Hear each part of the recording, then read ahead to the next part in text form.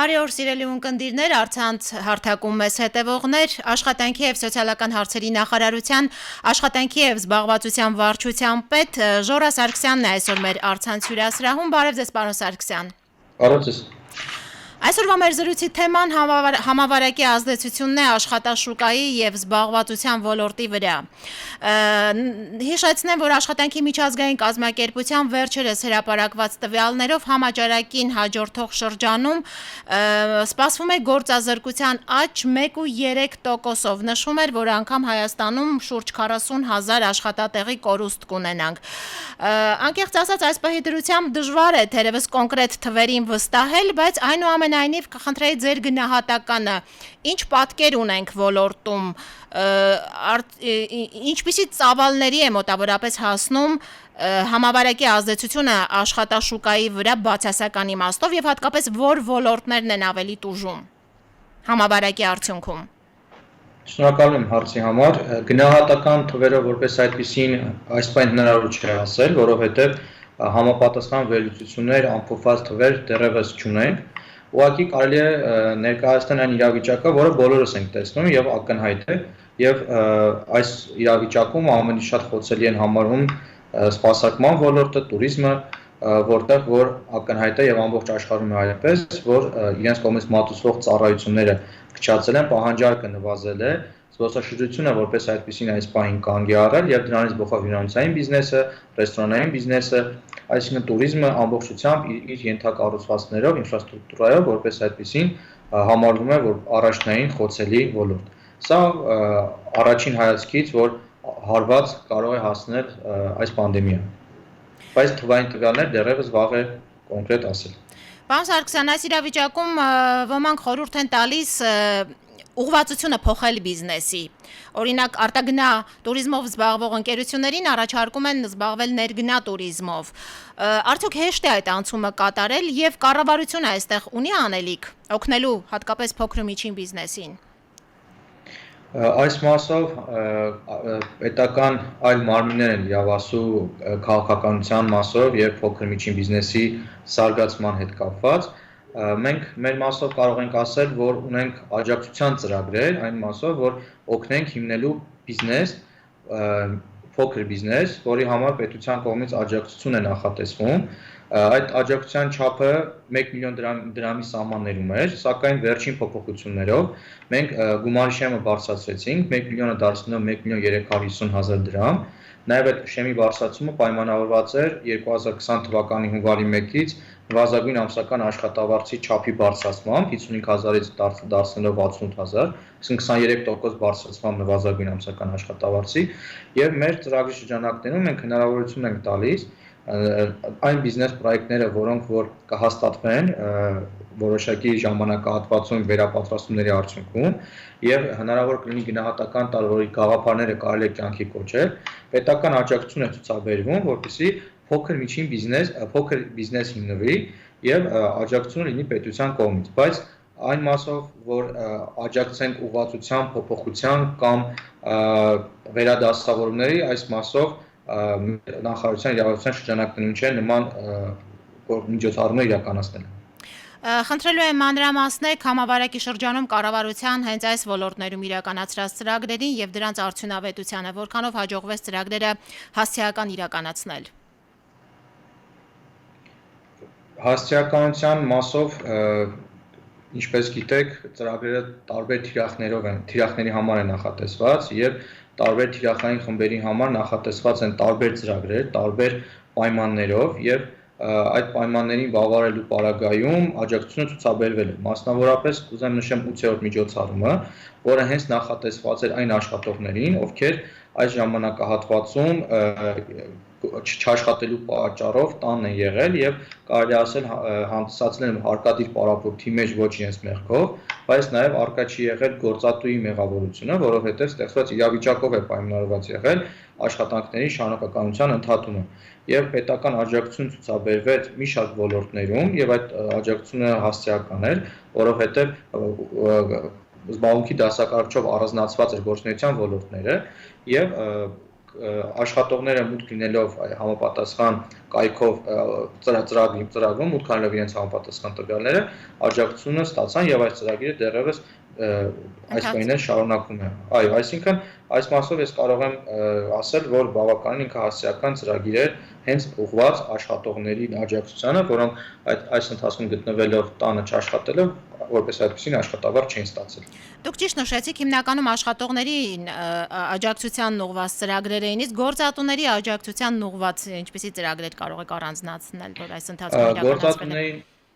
Գործատուներին ուղղված աջակցության մի շարք ծրագրեր են եւս իրականացվել, որոնք մշակվել են էկոնոմիկայի նախարարության կողմից, դրա համար ճիշտ կլինի երևի թե քանի որ իրենց բլոկով իրականացված ծրագրերն մանրամասները իրենք ներկայացնեն, բայց ես կարող եմ մեկ նախագծի մասին ներկայացնել, որը մեր կողմից է իրականացվել եւ արդեն իսկ քննարկվել է շահագրգիռ մարմինների հետ եւ ներկայացվելու է վարչապետի աշխատակազմ։ Խոսքը նրա մասին է, որ ցուցաբերվի աջակցություն գործատուներին, եթե նրանք աշխատանքի կընդունեն մարտի 13-ից մինչև դեկտեմբերի 1-ը ներառյալ 2020 թվականին աշխատանքը կորցրած անձանց եւ կընդունեն աշխատանքի, այսինքն նրանք, ովքեր այս ժամանակահատվածում մարտի 13-ից դեկտեմբերի 1-ը գործազուրկ են դառնում եւ բնականաբար հայտնի պատճառներով մեծամասամբ ստեղծված իրավիճակով պայմանավորված կորցնում են իրենց աշխատանքը, մենք հրախուսելու ենք գործատուներին, որ նրանց կրկին ընդունեն աշխատանքի։ Եվ այս պարագայում նախատեսվում է միանվագ աջակցություն գործատուին, մեր առաջարկն է, եթե ընդունվեց առաջարկը, ապա արդեն ծրագիրը կներդրվի 350,000 դրամ միանվագ աջակցություն է ցուցաբերվելու գործատուին։ Ընդամենը երկու պայման կա, առաջին պայմանը նա է, որ նույն գործատուի մոտ չեն ընդունվելու աշխատանքի, այսինքն այնպես չլինի, որ գործատուն ազատի աշխատողին, հետագայում մեր ծրագրի միջոցով կրկին ընդունի աշխատանքի, այսինքն գործազուրկը ընդունվի այլ գործատու աշխատանքի։ Սա մեկ պայման է եւ երկրորդ պայմանը, որ անպայման նա պետք է 1 տարի շարունակ առնվազն համարվի աշխատող, որպեսզի այնպես չլինի, որ պայմանագիր կնքեն օրինակ 1-2 ամսվա համար գումարը ստանան, հետո նորից շահառուին ազատեն աշխատանքից։ Եվ երկու պայման կա, երկու պայմանը պետք է պահպանել նույն գործատուի մոտ, այսինքն չեն ընդունում աշխատանքի եւ ընդունվելուց հետո 1 տարի շարունակ պետք է աշխատել տվյալ գործատուի մոտ։ Իսկ եթե պայմանագիրը խզվում է կողմերից որևէ մեկի նախաձեռնությամբ, կլինի դա գործատուն թե աշխատողը, որը որ միջոցներով աջակցության տեղավորվել է աշխատանքի, գումարը հետ է վերադարձելու։ Սա մեր առաջարկն է որպես այդպեսին։ Նպատակը նա է, որ նախատեսված բյուջեի միջոցները հասցեական օգտագործվեն, արդյունավետ օգտագործվեն եւ որ ամենակարևորն է կայուն զբաղվածություն ապահովի, այսինքն իրականում մարդը ընդունվի աշխատանքի նորից եւ այո աշխատանքային հարաբերությունները լինեն շարունակական առնվազն 1 տարի։ Նաեւ ինչու 1 տարի, որովհետեւ եթե գործատու աշխատող հարաբերությունները 1 տարի շարունակվեն, շատ մեծ է հավանականությունը, որ այդ հարաբերությունները նաեւ կլինեն շարունակական հետոյի համար, որովհետեւ նաեւ գործատուներն են որակյալ փորձառու աշխատողներին, արդեն որոշակի ինձ մոտ աշխատած եւ հմտություններ ձեռք բերած աշխատողներին ոչ միշտ են նախընտրում աշխատանքից ազատել, այսինքն արդեն շատ ավելի հավանական է, որ իրենց աշխատանքային հարաբերությունները կշարունակեն առանց մեր միջամտության։ Փոխհատուցումը պարբերաբար է տրվելու։ Միանվագ, այսինքն մեկ անգամ 350,000 դրամ գումարի չափով, երբ որ գործատուն աշխատանքի կընդունի, ինչպես նշեցի, մարտի 13-ից դեկտեմբերի 1 ընկած ժամանակահատվածում աշխատանքը կորցրած գործազուրկին, ով հաշվառվել է զբաղվածության պետական գործակալությունում որպես գործազուրկ։ Պարոն Սարգսյան, համավարակը մի շարք ոլորտներում առիթ դարձավ վերհանելու տարբեր խնդիրներ։ Ինչ խնդիրներ վերհանեցիք աշխատանքի եւ զբաղվածության ոլորտում, որոնք արդեն կսկսեք ուշադրություն դարձնել եւ այդ ուղղությամբ աշխատել։ Որոնք էին հիմնական խնդիրները։ Հիմնական խնդիրներից կարող եմ առանձնացնել հենց աշխատանքային օրենսդրության հետ կապված խնդիրներ, որոնք կարգավորված չէին, մի պարզ պատճառով, որ իրավիճակ նմանատիպ որևիցե մեկը երբևիցե նման սցենար չէր պատկերացրել նույնիսկ եւ գրեթե կարելի ասել աշխարհի շատ երկրների փորձեցինք մենք ուսումնասիրել եւ որևիցե մի երկրի օրենսդրությամբ նմանատիպ կարգավորումներ արկա չէր։ Եվ առաջին հենց խնդիրը նա էր, որ աշխատանքային օրենսգրքում փոփոխություններ կատարել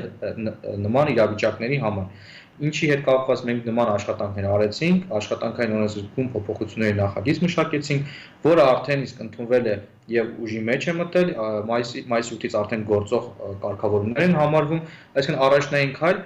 աշխատանքային օրենսդրությամբ աշխատող գործատու իրավահարաբերությունների կարգավորումներ ստեղծված իրավիճակում, որը ինչպես նշեցի, արդեն գործող կարգավորումներ են, նույնիսկ նախատեսված է, որ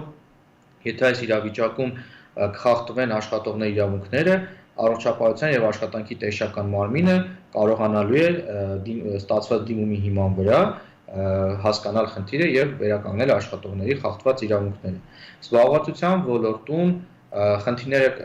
կարելի ասել նոր են ծառանալու դեռևս, որովհետեւ այս պահին, ինչպես արդեն նշեցի, մեզ մոտ հաշվառված գործազուրկներ, որպես այդպեսին շատ չեն։ Նույնիսկ եթե ես թվային տվյալներ ասեմ, տեսեք,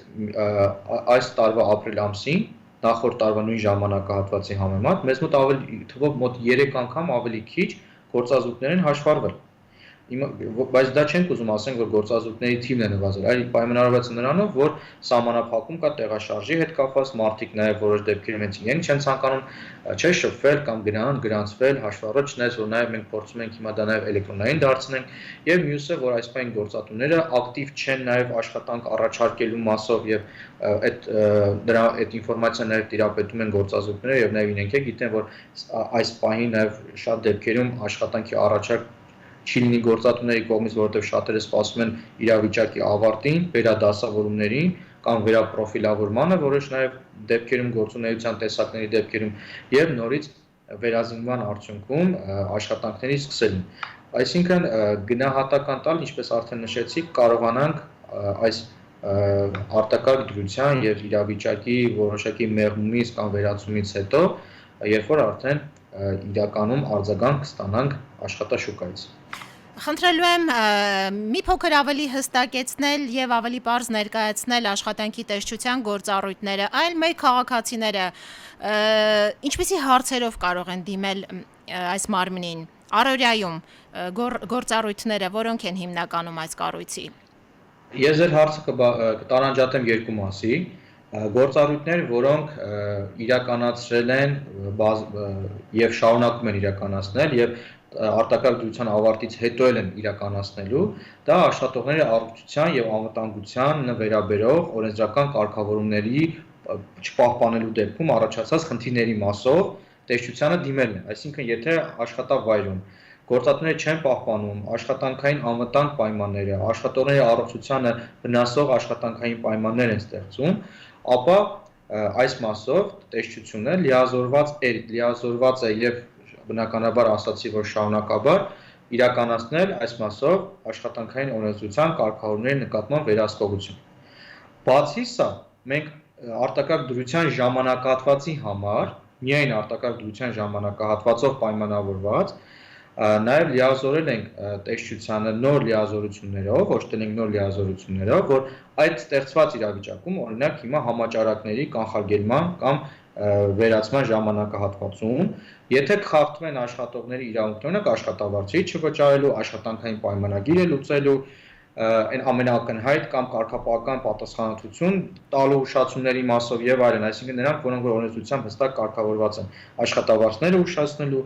կամ համարելով, որ անհաղթահար ուժը չվճարելու այն պարագայում, երբ որ ըստ հստակեցված կարգավորումների իրենց համար անհաղթահար ուժ չէր եւ պետք է գոնե առնվազն հարկադիր պարապորտի համար վճարեն աշխատողներին, այսինքն նմանատիպ բոլոր դեպքերում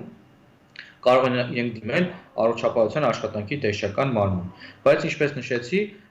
լիազորությունով իրենք օժտված են տարերային համաճարակներով պայմանավորված ժամանակահատվածում։ Այս ամենի ավարտից հետո իրենց ամբողջական լիազորությունները կրկին կլինեն 2021 թվականի հուլիսից, որի մասով արդեն մեծածավալ աշխատանքներ են կատարվում, որ հուլիսից, ինչ որ այս պահին տրված ուղղակի որոշ ժամանակահատվածի համար, հուլիս ամսից 21 թվականի արդեն կլինի շարունակաբար։ Աշխատողների իրավունքների պաշտպանության ոլորտում քաղաքակիրթ երկրներում բավականին ծանրակշիռ դեր ունեն արհմիությունները։ Հայաստանում մենք եւս կարծեք թե ունենք արհմիությունների կոնֆեդերացիան որպես այդպիսին, սակայն դժվար է պատկերացնել իրավիճակ, երբ մեր աշխատողները իրենց իրավունքների ոտնահարման դեպքում դիմում են այս արհմիություններին, նրանք իրենց հերթին նշում են, որ իրենք լիազորություններ, բավականաչափ լիազորություններով օժտված չեն, որպեսզի կարողանան պատշաճ օգնություն ցուցաբերել քաղաքացիներին։ Ինչ անելիք կա այս ոլորտում։ Արդյոք օրենքը վերանայելու կարիք կա։ Օրենքը վերանայելու կարիք կա եւ այս մասով քննարկումներ իրականացվում են, բայց ուզում եմ նշեմ հետեւյալը, որ խնդիրը ոչ թե օրենքի մեջ է կամ լիազորությունների քիչ լինելու մեջ է, կամ եթե մենք վաղը լիազորությունները ավելացնենք կամ չգիտեմ օրենսդրական փոփոխություններ լինեն, օրենքում փոփոխություններ լինեն, ապա ամեն ինչ կլինի իր տեղը եւ կկարգավորվի։ Ավելի շատ այստեղ մենտալիտետ կամ սովորույթներ կամ արհմիությունների միջոցով խնդիրը լուծել կամ արհմիություններին դիմել եւ հետեւողական արհմիություններն էլ հարցը մինչեւ վերջ հասցնելու հետ մեջ է խնդիրը շատ դեպքերում, այլ ոչ թե որոշակի օրենսդրական, չեմ բացառում, այո, իհարկե օրենսդրությունը եւս որոշակի վերանայման անհրաժեշտություն ունի եւ ինչպես նշեցի, այս մասով քննարկումներ իրականացվում են, բայց ելի եմ ուզում կրկնել, որ խնդիրը օրենսդրության մեջ չէ միայն այլ նաև մշակույթ, մոտեցումներ եւ նաև դերի բարձրացում, նաև իրենց ակտիվ ներգրավվածություն աշխատողների իրավունքների պաշտպանության հարցում, կարծում սա բոլորը պետք է լինի միասնական որպես միջոցառում։ Զբաղվածության ոլորտում վերջին տարիներին 1-2 տարվա ընթացքում քաղաքականության փոփոխությունից հետո ինչ առանցքային բարեփոխումներ են կատարվել, որոնք կցանկանայիք առանձնացնել։ Կարող եմ ներկայացնել որոշակի աշխատանքներ, որոնք մեծ հաջողություններ ունեցան։ Նույն ինքը օրինակ անցյալ տարի մենք 1000-ից ավել 1070 անասնապահական ծրագիր իրականացրեցինք բոլոր մարզերում, որը մեծ աշխուժություն առաջացրեց, նպաստառու ընտանիքներում էր իրականացվում այդ ծրագիրը, հնարավորություն էինք տալիս պետական բյուջեի միջոցների հաշվին գյուղատնտեսական տնտեսություններին ձեռք բերել կենդանիներ եւ զբաղվել կենդանիների հետագա նաեւ ավելացմամբ, բազմացմամբ եւ դրանով նաեւ իրենց առօրյա եւ սնունդը եւ բնականաբար նաեւ որոշակի հետագայում, եթե արդեն ֆերմայի մեծացնեն եւ այլն, իրենց կարողանան նաեւ կարիքները հոգան, ինչու՞ չէ նաեւ որոշակի գումար վաստակելու միջոցով։ Նշեցի, որտեղ ինքը բավականին մեծ թիվ էր, որ անցյալ տարի իրականացվել շատ կարճ ժամանակահատվածում, գրանցվել շատ մեծ հաջողություններ եւ այդ հաջողությունները նաեւ շարունակվում են գրանցվել այս տարի, որովհետեւ նաեւ ինքը ծրագիրը շարունակական է։ Կնշեմ նաեւ 1-2 ծրագիր, որոնք ներդրվել են վերջին 2-3 տարիների ընթացքում, քանի դուք այդ ժամանակահատվածը նշեցիք, մեկը դա մայրերի խնամքի արձակուրդում գտնվելուց աշխատանքի հետ վերադառնալու պարագայում աջակցությունն է դայակների ծրագրի միջոցով, եթե կարճ անվանում ասեմ, որի մասին բազմիցս մենք խոսել ենք, եւ արդեն իսկ այս 5 ամիսների ընթացքում մոտ 300 ծրագիր ենք իրականացնել, 253, եթե ավելի կոնկրետ ասեմ,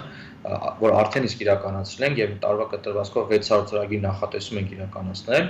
Ունենք ծրագիր, որը նախատեսված է մայրերին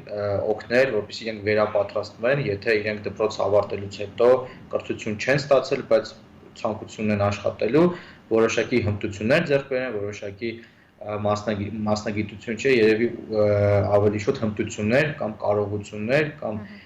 որոշակի փորձ, որի օգնի իրենց նաև աշխատաշուկայում գտնեն իրենց աշխատանքը կամ ինչու՞ չէ նաև որպես անհատ ձեռներեցներ իրենք ունենան իրենց փոքր գործունեություն ծավալեն։ Պարոն Սարգսյան, մի քանի տարի առաջ փոփոխություն կատարվեց զբաղվածության ոլորտում, այն իմաստով, որ զբաղվածության կենտրոններում գրանցված անձանց վերաբերյալ քաղաքականություն փոխվեց։ Տրամադրվող նպաստի փոխարեն առաջարկվում էին վերապատրաստման ծրագրեր, այդ ծրագրերի միջոցով նաև հետագայում աշխատանք գտնելու հնարավորություն։ Դուք կարող եք գնահատել օբյեկտիվորեն այդ ծրագիրը որքանով էր արդյունավետ զբաղվածության կենտրոնների միջոցով, արդյոք մարդիկ իսկապես կարողանում էին աշխատանք գտնել։ Ինչպիսի պատկեր ունեինք մինչև համավարակը այս ոլորտում։ Այո, եղել է ժամանակին գործազրկության նպաստ, բայց արդեն շուրջ 7 տարի է գործազրկության նպաստ չի տրամադրվում, այլ իրականացվում են զբաղվածության պետական ծրագրեր, ակտիվ ծրագրեր, որը նախատեսված է աշխատգործազուրկներին դարձնել աշխատող, այլ ոչ թե նպաստ տալ եւ այդպես էլ իրենք չգտնեն իրենց աշխատանքը եւ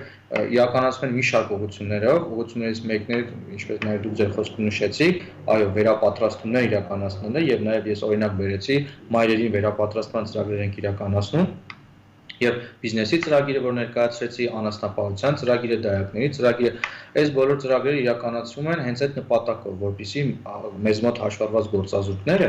իսկ իրենց թիվը այս պահին 60700 է, որ հենց հաշվառված են մեզ մոտ որպես գործազուրկ։ Նպատակը նա է, որպեսզի մեզ մոտ հաշվառված գործազուրկները կարողանան պետական միջամտությամբ եւ աջակցությամբ գտնեն աշխատանք, ոչ թե շարունակեն ստանալ այդ նպաստները, որը կարելի է ասել 1-2 օր կարող է իրենց որոշակի խնդիրները լուծել կենցաղային, բայց դրանից ավել առաջ չեն գնալու եւ եկամուտը շարունակական չի լինելու կամ այն եկամուտ կամ այն նպաստը, որը տրամադրվում է, այն չափը չէ, որով կարողանան իրենց ընտանիքը պահել։ Հետևաբար շատ ավելի արդյունավետ է եւ կարեւոր, որպեսզի իրենք աշխատանքով ապահովված լինեն եւ եթե թվերով խոսենք, միայն այս 5 ամիսների ընթացքում, նաեւ հաշվի առնելով, որ ինչքան ծանր 3 ամիսներ ենք ունեցել, չէ՞, մարտ ամսից սկսած աշխատաշուկայի համար, բայց մենք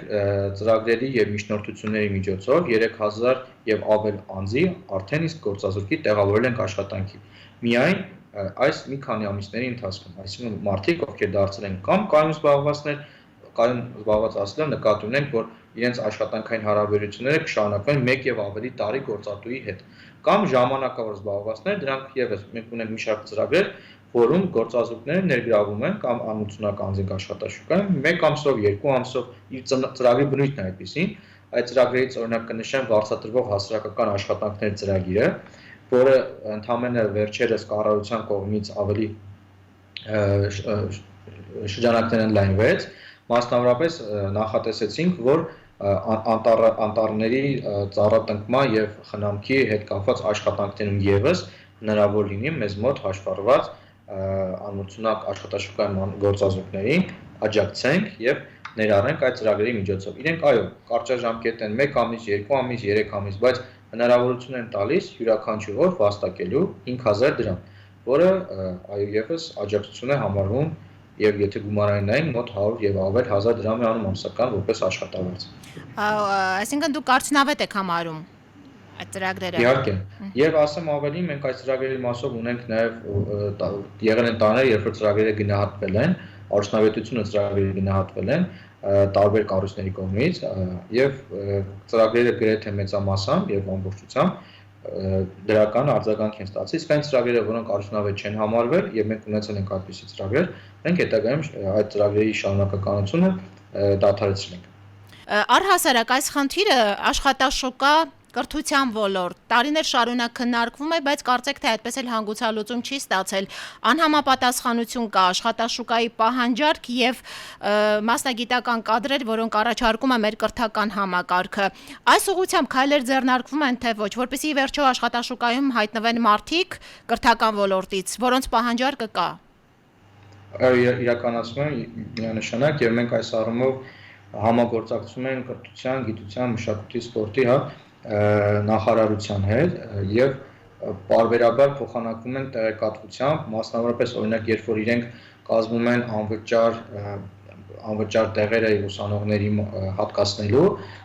նաեւ մեզնից են հարցնում, թե մենք որ մասնագիտությունները կառաջարկենք հաշվի առնելով աշխատաշուկայի պահանջարկը, որպեսզի պետությունը հենց այդ ոլորտներում անվճար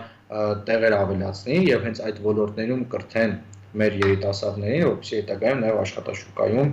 իրենց աշխատանքով հանդես գան։ Այսինքն համագործակցությունը կա, ուղղակի այստեղ մենք ունենք մի խնդիր, երբ որ շատ դեպքերում մենք միջին մասնագիտական աշխատանքները այդքան չեն կարևորում, բայց իրականում աշխատաշուկայում պահանջարկը ավելի բարձր է եւ մտածում ենք, որ բարձրագույն կրթություն ունենալը դա ոչ մեկ չի ասում, որ վատ է, բայց իրականության մեջ շատ դեպքերում բարձրագույն կրթությամբ մասնագետների պահանջարկը շատ ավելի քիչ է աշխատաշուկայում, կոնկրետ որոշակի մասնագիտությունների պարագայում, քան օրինակ միջին մասնագիտական կրթություն ունեցողների արհեստավորներ, աշխատավորներ, որոշակի կոնկրետ հմտություններ տիրապետող անձանց պարագայում, այսա եւս համարվում է որպես այդպիսին անհամապատասխանություն եւ արձագանք այո պետք է եւ այս մասով ինչպես նշեցի ունենք համագործակցություն, սերտ համագործակցություն եւ բարբերաբար մենք տրամադրում ենք տեղեկատվություն, թե աշխատաշուկան որ ոլորտներում ունի աշխատուժի կարիք։ Որ ոլորտներում է, որ ունենք մասնագիտական դեֆիցիտ։ Ինչպես արդեն նշեցի, հիմնականում միջին մասնագիտության ոլորտներում են եւ հիմնականում արհեստավորներ որպես այդպեսին, եթե տերմինոլոգիաներով իրենց ասեմ, հիմնականում դրանք շինարարության ոլորտում ամբարձիչների աշխատանքներ իրականացնողներ, մետալուրգիայի մեջ որոշակի ուղղություններ կան, որտեղ պետք են աշխատողներ, բայց այդ ուղղություններով չկան, բնական պաշարների մասով որոշակի ուղղություններ կա, հանքարդյունաբերության ոլորտում կան որոշակի մասնագիտությունների պահանջարկ, որը աշխատաշուկան չի կարողանում շատ դեպքերում նման մասնագետներ գտնել։ Այսինքն այն մասնագիտությունները, որոնք այսօր սովորույթի համաձայն մենք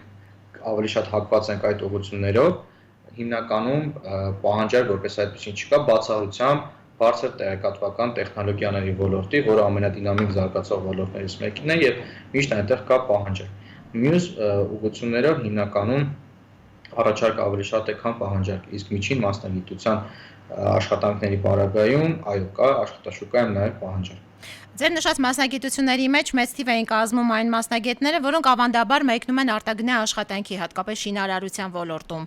Այս տարի ստացվեց այնպես, որ համավարակի պատճառով բազմաթիվ մեր հայրենակիցներ պարզապես չկարողացան մեկնել արտագնա աշխատանքի, մնացին տեղում, շատերը նույնիսկ աշխատանք են գտել։ Այդ բացը հնարավոր է լրացվի այս մասնագետների միջոցով։ Ինչպես գիտեք, կառավարության կողմից նախատեսվում է այս տարի իրականացնել ավելի շատ կապիտալ, չէ, ծախսեր, մեծացնել կապիտալ ծախսերը եւ որպես այդպեսին հենց նաեւ ուղղություններից մեկը դա շինարարությունն է, ճանապարհային շինարարությունը, ճանապարհային կառուցելը եւ այո, այստեղ պետք է արհեստավորների եւ աշխատուժի եւ շինարարների ներգրավում եւ ինչու՞ չէ նաեւ բնականաբար կօգտագործվի այն ռեսուրսը, որը այս ստեղծված իրավիճակով չի մեկնի արտագնա աշխատանքի եւ սա եւս կոժանդակի, որպեսզի հնարավորինս գործազրկության մակարդակ չգրանցվի կամ չավելանա։ Բնականաբար թվեր չեն կարող կանխատեսել, բայց ակնհայտ է, որ համավարակից հետո աշխատաշուկայում մեծ կորուստներ ենք ունենալու։ Այնուամենայնիվ մեծ աղետից խուսափելու համար կառավարությունը ունի նախանշված ծրագրեր։ Ձեր հարցը մի փոքր կարծում եմ գլոբալ է, ես կարող եմ պատասխանել միայն նեղ մեր կողմից իրականացող աշխատանքների մասով, իսկ ինչպես նշեցի, մեր կողմից աշխատանքները հիմնականում ուղղված են մեզ մոտ հաշվառված գործազուրկներին աջակցելուն, որպեսզի իրենք տեղավորվեն աշխատանքի։ Եվ կախված նրանից, թե որքան շատ կլինեն մեզ մոտ հաշվառված գործազուրկները, այնքան մեր կողմից իրականացող աշխատանքները ավելի հասցեական եւ մեծածավալ կդառնան։ Եվ իմ վերջին հարցը, պարոն Սարգսյան, զբաղվածության ոլորտում աշխատաշուկայում շատ լուրջ խնդիր է տեղաշարժի խնդիրներ ունեցող մարդկանց համար, այս ոլորտում խնդիրները արդեն բազմազան էին, հատկապես այս շրջանում կարծում եմ նրանք ավելի վատ վիճակում են հայտնվել։ Ինչ ծրագրեր են իրականացվում հատկապես նման մարդկանց օգնելու համար։ Հաշմանդամություն ունեցող մարդկանց համար եք ասում։ Այո։ Մենք ունենք ծրագիր, որը հենց նպատակաուղղված է հաշմանդամություն ունեցող անձանց համար, ինքը եթե կարճ անվանումը ասեմ, կոչվում է մասնակի փոխհատուցման ծրագիր, որի նպատակը կայանում է նրանում, որպեսզի մենք գործատուներին աջակցենք, որպեսզի հաշմանդամություն ունեցող անձանց ընդունեն աշխատանքի եւ մենք պատրաստակամություն ենք հայտնում այդ անձի աշխատավարձի 50%-ը, բայց ոչ ավել քան նվազագույն ամսական աշխատավարձի չափը, որ այս բան 68000 դրամն է, մենք իր ամեն ամիս 1 տարի շարունակ աշխատավարձի ավելացնենք, այսինքն կիսում են գործատուի հետ հաշմանդամություն ունեցող անձի աշխատավարձը 1 տարի շարունակ եւ նաեւ ծրագիրը ունի երկրորդ կոմպոնենտ, որ մենք աջակցում ենք, որպեսզի նաեւ ուղեկցող ունենա հաշմանդամություն ունեցող անձը, այսինքն իր տեղաշարժման հետ կապված նաեւ ինքը ունենա ուղեկցող, ով աշխատանքի կտանի եւ աշխատանքից հետ կօգնի, որ միասին վերադառնա եւ մեծ մասով եւս մենք նախատեսում ենք այդ ծրագրով իրականացնել աջակցություն եւ արդեն իսկ այս տարի նմանատիպ ծրագրեր մենք իրականացրել ենք, ես նույնիսկ կարող եմ ձեզ թիվ ասել, արդեն իսկ այս տարի